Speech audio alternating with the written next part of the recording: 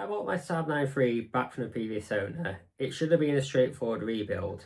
However, I made a choice that caused the rebuild to take a lot longer and become a lot harder than it should have been. On paper, it should have been a easy build. The car needed a front bumper, a rear bumper, and a wing. The issue is that I was very stubborn on getting the panels in the right colour. I was adamant that I wanted the panels in the right colour.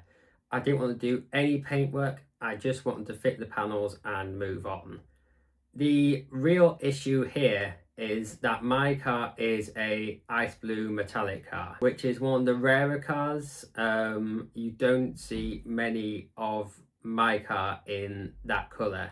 I believe there's only a handful of ice blue metallic cars on Auto Trader, which meant getting the panels in the right colour was going to be very difficult. I spent months looking for the panels in ice blue metallic. I was looking, thinking, oh, there will be some come across soon. I'd wait for a couple of weeks, then I'd think, oh well, I've waited this long, I'll wait again. And it just dragged on a lot longer than it needed to, and I finally had to admit defeat and buy some panels in the wrong colour. So I ended up getting some black panels. So I got the front, rear and wing in black, which meant the car had to go off to get paint. Another knock-on effect of me waiting so long is that by the time I got them to paint, there was a lot of people in front of me. So from dropping them off to getting the panels back, it took nearly 7 months of waiting. I want to make something abundantly clear here that it's not the fault of the body shop. There was people that were in front of me